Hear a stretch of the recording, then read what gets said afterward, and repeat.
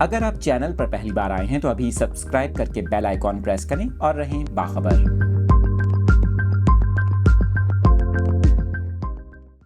ملک بھر کی طرح کراچی کا بھی ذکر کریں گے۔ پی ٹی آئی کا احتجاج کراچی میں بھی جاری رہا۔ کئی گھنٹوں تک شارع فیصل، ایف ٹی سی اور نرسری کا مقام میدان جنگ کا منظر پیش کرتا رہا۔ آپ کو بتائیں اس دوران املاک کو بھی نقصان پہنچا، جبکہ 2 بسوں سمیت متعدد گاڑیاں بھی نظر آتش کی گئی ہیں، جن میں ایک ٹینکر بھی شامل ہے۔ آپ کو بتائیں کہ کراچی کی شارع فیصل پر پولیس کی جانب سے مظاہرین پر آنسو گیس کی شیلنگ بھی کی گئی، لیکن اس وقت جو لیٹسٹ اپڈیٹس ہیں، آج صبح کی جو اب تک کی اپڈیٹس ہمارے پاس آ رہی ہیں، ان کے مطابق کراچی کے مختلف علاقوں اور شاہراہوں پر ٹریفک کی روانی معمول کے مطابق ہے۔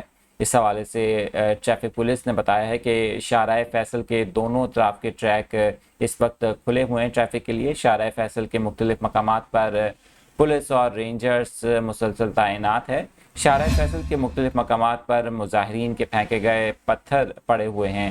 آپ کو بتائیں کہ کراچی کی شارع فیصل کئی گھنٹے تک میدان جنگ کا منظر پیش کرتی رہی، جہاں پر مظاہرین اور پولیس کے درمیان جھڑپیں بھی ہوئیں۔ تاہم پی ٹی آئی کا کہنا ہے کہ عمران خان کی رہائی تک مختلف شہروں میں احتجاج کا سلسلہ جاری رہے گا۔ آپ کو بتائیں کہ کراچی کی شارع فیصل پر نرسری اور ایف ٹی سی کے مقام پر پی ٹی آئی کے کارکنان کی جانب سے کل عمران خان کی گرفتاری کے بعد سے دھرنا دیا گیا اور احتجاج کیا گیا۔ اس دوران پولیس کی جانب سے شیلنگ کی گئی، مظاہرین کے اوپر شدید شیلنگ دیکھنے کو ملی، جس کے باعث کئی کارکنان کی حالت بھی غیر ہو گئی، جبکہ میڈیا ٹیموں کو بھی کوریج میں شدید مشکلات کا سامنا کرنا پڑا۔